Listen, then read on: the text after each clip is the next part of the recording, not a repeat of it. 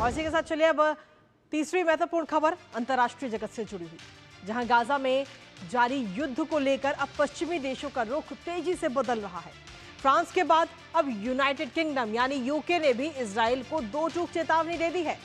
British प्रधानमंत्री कीर Starmer ने ऐलान किया कि अगर इजराइल ने सितंबर तक सीजफायर नहीं किया और दो राष्ट्र समाधान की दिशा में ठोस पहल नहीं की तो यूनाइटेड किंगडम फिलिस्तीन को एक स्वतंत्र राष्ट्र के रूप में मान्यता देगा। अब इस ऐलान के साथ ही इजराइल पर अंतर्राष्ट्रीय दबाव अब और ज्यादा बढ़ गया है।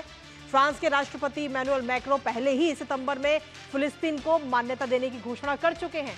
अब ब्रिटेन का समर्थन भी मिलने जा रहा है और ऐसे में यह संभावना और मजबूत हो गई है कि संयुक्त राष्ट्र में फिलिस्तीन को व्यापक मान्यता मिल जाए। करेंगे इजराइल पर बढ़ते अंतर्राष्ट्रीय दबाव पर चर्चा, लेकिन उससे पहले आपको दिखाते हैं यूके का इजराइल को अल्टीमेटम। तो यूनाइटेड किंगडम की तरफ से यह अल्टीमेटम दिया गया है इजराइल को, जहां पीएम कीर स्टारमर ने सीधे तौर पर यह दो टूक इजराइल को कह दिया है कि या तो आप बात मान जाइए नहीं तो अलग देश बना दिया जाएगा। गाजा में युद्ध विराम की चेतावनी इस वक्त इजराइल की तरफ से दी गई है और सीधे तौर पर हम कहा गया है कि स्थायी शांति की दिशा में काम करना ही होगा, जिससे कहीं ना कहीं इजराइल पर इस वक्त दबाव बढ़ता हुआ नजर आ रहा है अंतर्राष्ट्रीय स्तर पर। और सितंबर तक सीज फायर करे इजराइल, ये बात इस वक्त यूके की तरफ से, यूनाइटेड किंगडम की तरफ से कही गई है। सीज फायर वरना फिलिस्तीन को स्वतंत्र राष्ट्र घोषित कर दिया जाएगा, ये बात और सीधे तौर पर दो टूक और चेतावनी के तौर पर इसे देखा जा रहा है। फिलिस्तीन के लिए फ्रांस हालांकि पहले ही घोषणा कर चुका है और हमास को भी ब्रिटेन की तरफ से चेतावनी दी गई है, जहां कहा गया है कि सभी इजरायली बंधकों को हमास जो है वो जल्द से जल्द रिहा कर दे।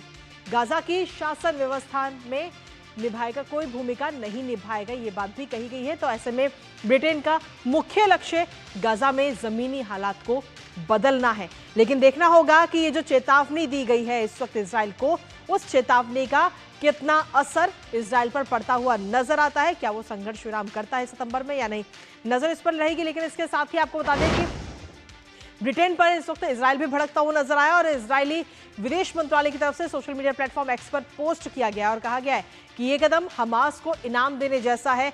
गाजा में युद्ध विराम की कोशिशों को नुकसान होगा। इसके साथ ही पीएम नेतन्याहू ने भी ब्रिटेन को सीधे तौर पर चेता दिया है और सीमा पर बनने वाले जिहादी राज्य में ब्रिटेन को खतरा है, ये बात कही गई है। आतंकियों से तुष्टीकरण हमेशा विफल रहा है और ब्रिटेन के लिए भी विफल होगा, ये बात इजराइल की तरफ से कही गई है। हमारे साथ हमारे सहयोगी चंद्रशेखर जोशी इस वक्त जुड़ गए हैं, सीधा उन्हीं का रुख करेंगे। चंद्रशेखर, फ्रांस के बाद इस वक्त यूके यूनाइटेड किंगडम की तरफ से भी दो टूक मैसेज कहें या चेतावनी कहें, ये दी गई है और कहा गया है कि या तो सितंबर तक आप संघर्ष विराम लगा दीजिए। इस पर देखिए, दरअसल हो क्या रहा है कि जो ब्रिटेन के प्रधानमंत्री हैं कीर स्टारमर, उनकी जो पार्टी है, उनकी पार्टी के अधिकतर सांसदों का बहुत ज्यादा दबाव है ब्रिटेन की सरकार के ऊपर कि वो कोई न कोई कदम उठाएं गाजा में युद्ध विराम के लिए या गाजा में जो कुछ हो रहा है उसको रोकने के लिए। और दरअसल पूरी दुनिया में आप देखें तो इस वक्त पे जो गाजा के अंदर में एक वक्त था जब हमास के आतंकियों ने इजराइल पे हमला किया था, उसके बाद अब से कुछ एक दो महीने पहले तक जो पूरी दुनिया में एक इजराइल का पक्ष था कि हमास के आतंकियों ने इजराइल के अंदर में हमला किया, इजराइल के लोगों को उठा के ले गए, 1200 लोगों को मार दिया, उसका बदला इजराइल हमास से ले रहा है, हमास को खत्म करके रहेगा, तो दुनिया के अंदर में उसका समर्थन था। लेकिन पिछले एक डेढ़ महीने से हो क्या रहा है कि गाजा के अंदर भूखमरी, गाजा के अंदर लोगों के पास भोजन नहीं है, काफी वहां पर मानवीय त्रासदी हो चुकी है, ये काफी उभर कर सामने आ रहा है और इसका असर कहीं न कहीं अब दिख रहा है। फ्रांस का आपने देखा कि फ्रांस की ओर से कहा गया कि वो फिलिस्तीन को मान्यता दे सकता है। अब ब्रिटेन की ओर से भी ऐसी बात कही गई है। वहीं अमेरिका में आप खबरों को देखें तो वहां पर जो सर्वे करवाए जा रहे हैं गाजा को लेकर के, कहीं न कहीं लोग अब कह रहे हैं कि जो मानवीय त्रासदी की बात है वो खड़ी पड़ने लगी है इजराइल के आतंकवाद वाली जो बात इजराइल कहता था। तो ये हो रहा है। और दूसरी ओर इजराइल कहता है कि हम हमास को जब तक खत्म नहीं करेंगे हमारा सैन्य अभियान जारी रहेगा। जी। और वहां पर फूड डिस्ट्रीब्यूशन को लेकर के इजराइल ने 10 घंटे की युद्ध विराम की घोषणा की है हर दिन में, लेकिन यूनाइटेड नेशन और दूसरे जो देश हैं वो कह रहे हैं कि ये काफी नहीं है। जी। और जो वहां पर राहत बांटी जा रही है ये काफी महत्वपूर्ण है, क्योंकि वहां पर जो राहत बांटी जा रही है वो यूनाइटेड नेशन की तरफ से नहीं बांटी जा रही है, वो वहां पर अमेरिका और इजराइल की ओर से वहां पर राहत बांटी जा रही है। तो अधिकतर जो देश हैं या यूनाइटेड नेशन है वो चाहता है कि यूनाइटेड नेशन इसको वहां पर करे, लेकिन इजराइल का ये कहना है कि अगर वहां पर इस तरह से राहत बांटी जाएगी तो वो हमास के हाथों में जा रही है।